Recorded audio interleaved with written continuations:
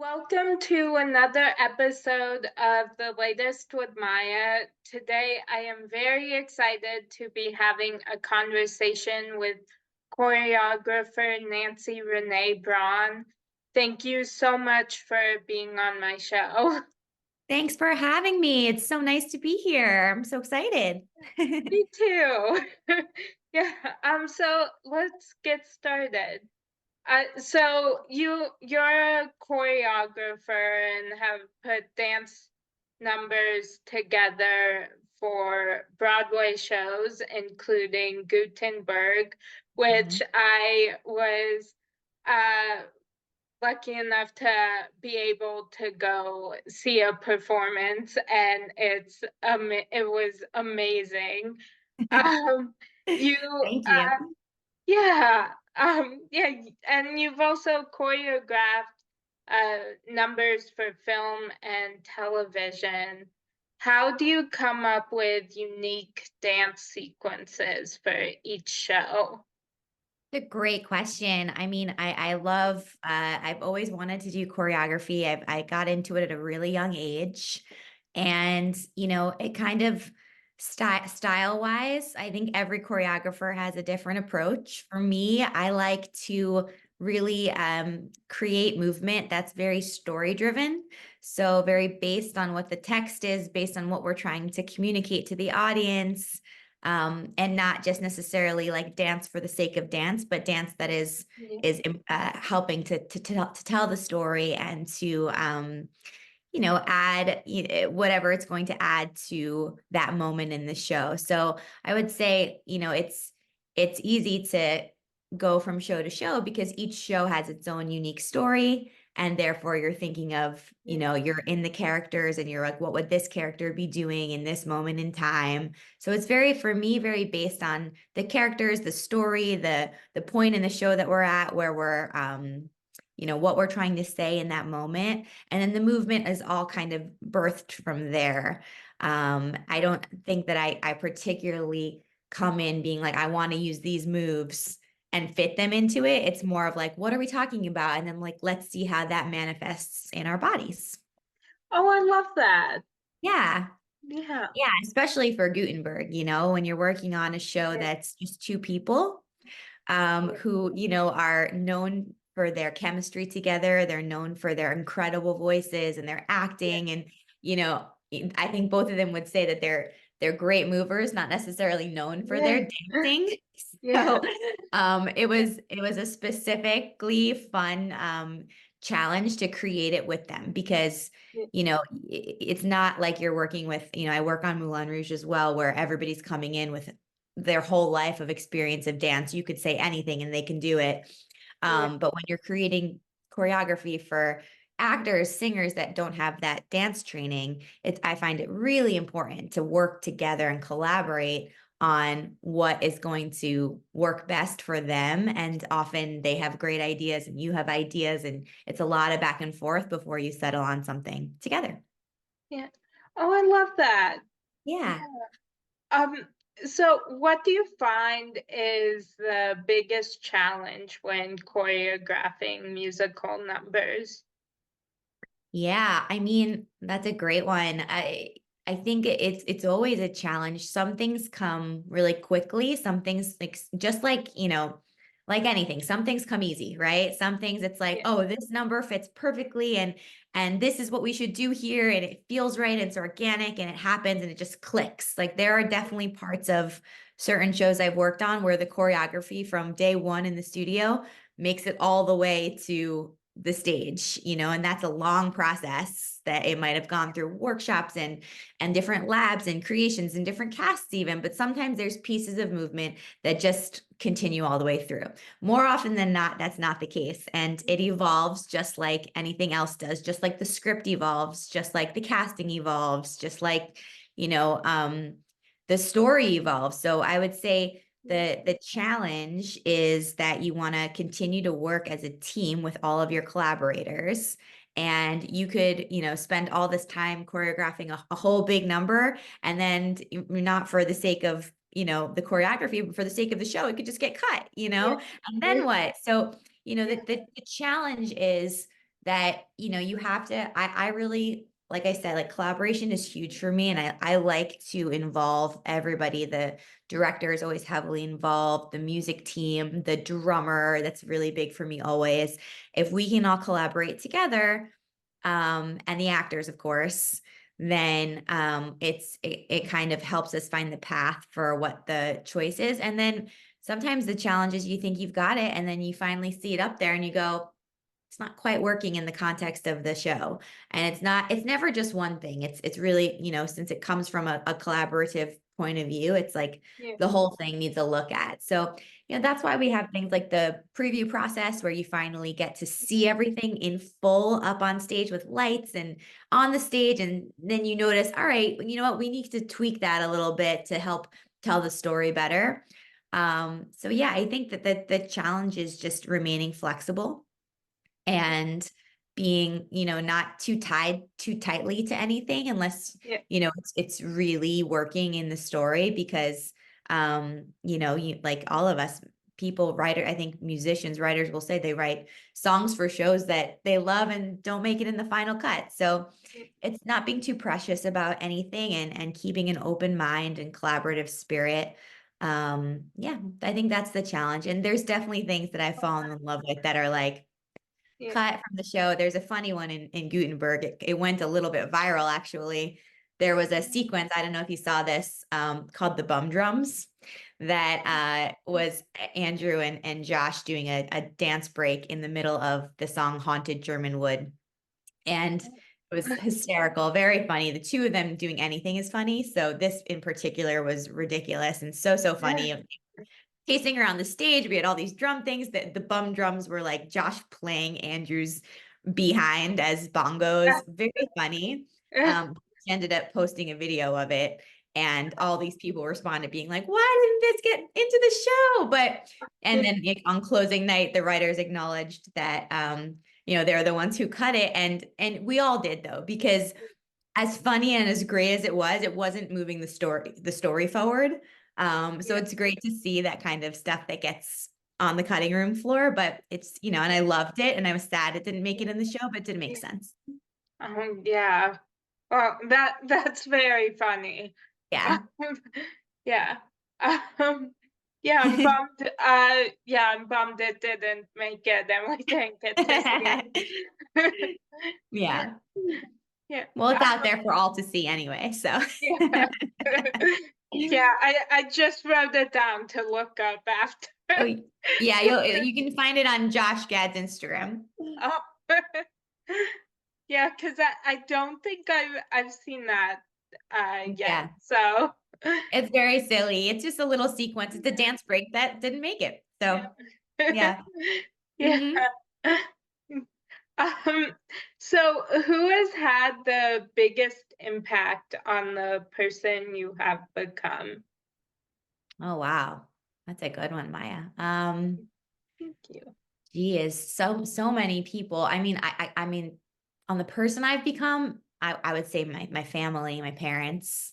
They I had this dream of working on Broadway since as long as I could remember. I was, 3 years old in my first dance class and was hooked ever since. I did theater and musical theater ever since then. So, I had a dream, and I love to act and sing as well. I performed on Broadway when I graduated from college. I studied musical theater in college, but I always had the goal to perform, but also to create and choreograph and be on that side of the table was a goal that came to me more in like the high school, college years, because I just didn't, know what that path was. When you're little, you just know that you want to be on Broadway. Yeah. And yeah, right. Yeah. And my parents, I feel like I'm so lucky because they let me do that. They encouraged me to just train and take classes, and they never, it's not a necessarily a very steady career path, and never once did I think about that because they, if it was my dream, they were going to support it and do everything that they could to, mostly they just wanted me to be training in it. I did work professionally as a kid for a few years, And when that got to be a little too much for my parents, I had siblings, there's a path that you can take that when you get into that child actor world, I'm actually experiencing it now with my son. There's a path that they were like, you know what, our family comes first and this is getting a little too much. So let's keep doing all the dance classes, all the voice lessons, all the acting classes, keep training and you go for the dreams. And when you get older, like we'll continue to, hope that you do whatever your heart desires. So I think I'm just so lucky that my family was supportive and never making me think like make a plan in case it doesn't work out. That's words that never came out of their mouths. You have to realize that yourself. I definitely was a student. I loved school. I studied in college. I studied theater, but I also did this business institutions program. I loved math. Like I kept open-minded, but I came to that realization on my own.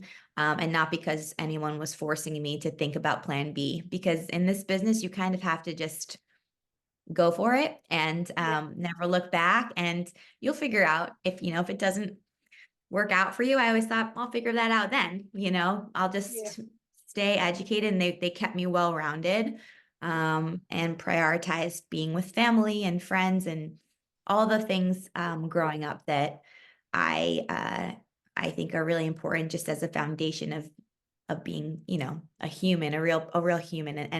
And that is what I try to take through to my work today, even, I literally just had a performer in one of my shows tonight text me and say, "Oh my gosh, I'm not feeling well." And she's new and she's like, I think I'm gonna have to call out tonight and I feel terrible. And I said, I hope that you'll learn about me, that your health and your well-being comes first. Take care of yourself. No worries. You're going to be fine. Like, we'll see you when you're better. And that humanity is the most important to me. Yeah. Oh, I love that. Yeah. Yeah. Um, so what little things bring you joy on a daily basis? You have great questions. Thank Um, you.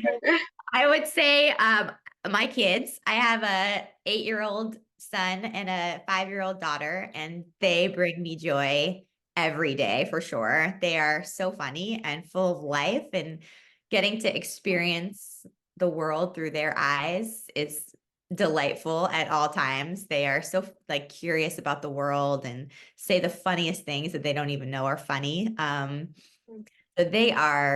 they're my light and joy for sure on a daily basis. And then, other things are I love what I do. So, I'm lucky to work as a choreographer relatively consistently all these years, and I don't take that for granted. And creating, new experiences, trying to be present and live in the moment. Those things are really exciting for me and definitely bring me joy. And, I love my little family. I love my husband too. He brings me joy and and yeah, I try, things are crazy. People are always like, how are you balancing little kids and a career and all the things that come along with that? And the answer is I don't really know. But it's finding those moments of joy that just have to take it one day at a time. Yeah. Oh, I love that. Yeah. Um, so is there a song that you would love to choreograph a dance number to? Or Ooh, I love that. thank you.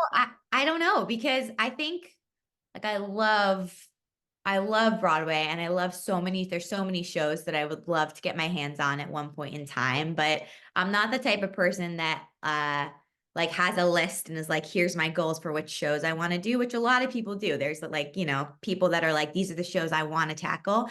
For me, I'm more of I'm interested in everything and anything that comes my way. I especially like working on new stuff. So I would say probably the thing that I want to create I have never heard before yet, because I just love to create new material, and the songs that are yet to be written are what I'm excited to choreograph.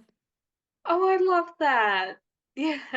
Ah, Um, yeah. So, What is your creative process like? Yeah, I think it varies, right? I think there's some things that are true to me pretty much all the time, but it depends on the projects, depends on what situation you're in. I'm the type of person that likes to be very prepared. I know there's some choreographers that like to just like have an idea and walk into a room and create there. I like to do my homework at home and then also embrace what's happening in the space. But for me, it's a lot of preparation. I like to know as much as I can about the script, the characters, what we're trying to accomplish. I like to play with movement at home by myself. I like to, kind of have lots of different ideas mapped out. I'll have, the script in multiple copies with multiple versions of how I could choreograph a number. And not knowing exactly which way it will go, but having lots of ideas and writing them down and trying them out. Like I like to do a lot of preparation on my end before I come into the space so that when I come into the room, I'm not married to this, but I have a lot of ideas and we can Yeah. go with one. And if something's not working, I can pivot.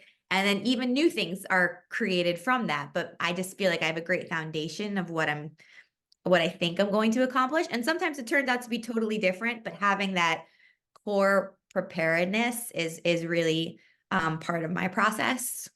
And then yeah, if we get the opportunity to work on like what we call pre-production, so like the chance to create prior to the actual rehearsals, that was always my preference, so that you get an opportunity to work with either the actors that are going to be doing it or even sometimes actors that are just kind of standing in and hired to be our pre-pro cast. I enjoy the opportunity to get to see it on kind of a skeleton crew first and be like, okay, that I like that, I don't like that. Like sometimes, especially in TV and film, I would say that we need that preparedness.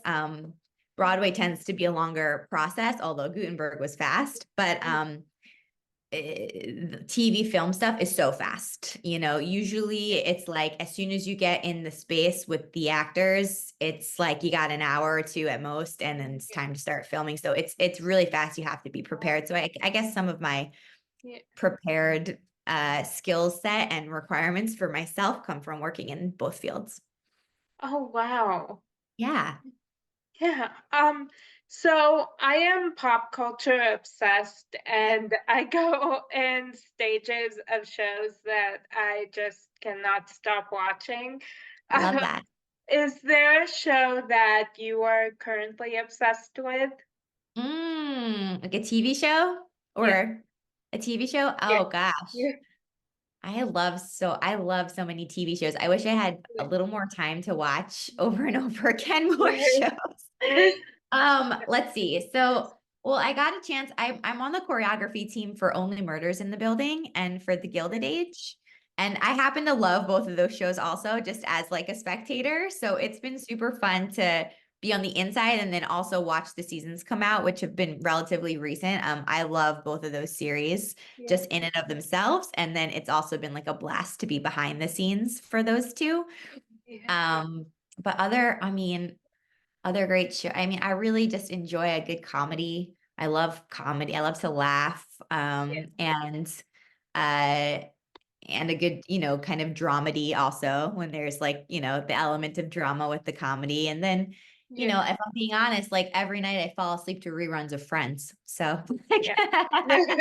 that's like Yeah. the thing that streams through my brain as I'm falling asleep. So yeah, Yeah. I love TV. Wish I had a little more time to enjoy it. Maybe when the kids get a little older. Yeah. Yeah, Yeah. I'm obsessed with yeah, I'm also obsessed with shows and I love Only Murders in the Oh, Building. yay. I'm glad you like Yeah. it. Yeah, I Yeah. love that and Friends is definitely like one of my all-time favorite shows. So, Like a comfort show. It's like eating yeah. comfort food. Yeah, exactly. Yep. Yeah. Mhm. Yeah. Yeah. Um So what is something people are always surprised to learn about you? Hmm. Huh. Mm. I think people are, you know, I think people are surprised to maybe learn what I'm capable of sometimes. I think being a woman in this business and like a youngish, I'm not that young, but I can appear to be younger in what still feels like a very like male dominated world.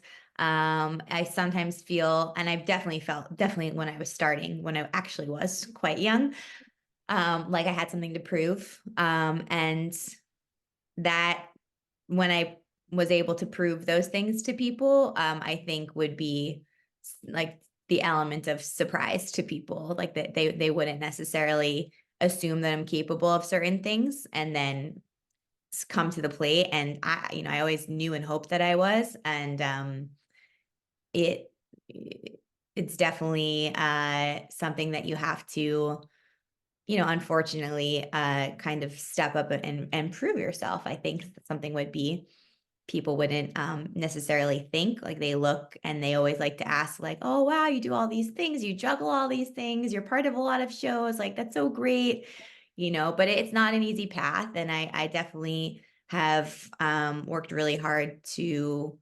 pave that way for myself and continue to. It's all about kind of meeting new people and asking them to give you a chance. Wow. Yeah. So I just have one more question for you. Mhm. Um, so I love inspiring and motivational quotes, and this week my favorite quotation is to inspire people, don't show them your superpowers, show them theirs. Is there a quotation that has inspired you lately? That's such a great quote. I love that. I want to steal that one. I'm not really good at like quotes off the top of my head, but I do love one when I hear one. That I mean, Yeah, yeah. that's such a great quote and something that I think I'm gonna listen to that quote all week now and think about that myself. Yeah, I don't know if I have a quote offhand like that. But I love the sentiment of I do feel like being in a choreographer's position, like you get this unique opportunity to give people their Broadway debuts or take a chance on someone and like, they're so grateful for the journey that you've given them. So that is an amazing quote. And I do feel like you often have to show people like what they are capable of and not try to impress your own strengths on them, but rather bring them out from the individual. That's such a great quote. I guess, I mean, a really cliche one for me would just be to be yourself, which it's cliche, but it's also so, people come in and they think they have to be one way or another way, but really, I just always want to know who you are, like at your core, and the most important thing to me is to work with like good, kind-hearted people who don't have to put on a facade and you don't have to be anything that you're not, and know that when you come to try to be part of something, like hopefully you can just be yourself. And I continue to work on that for myself as well, just to be who I am and let people want to work with the person that I am. Yeah. Oh, I love that.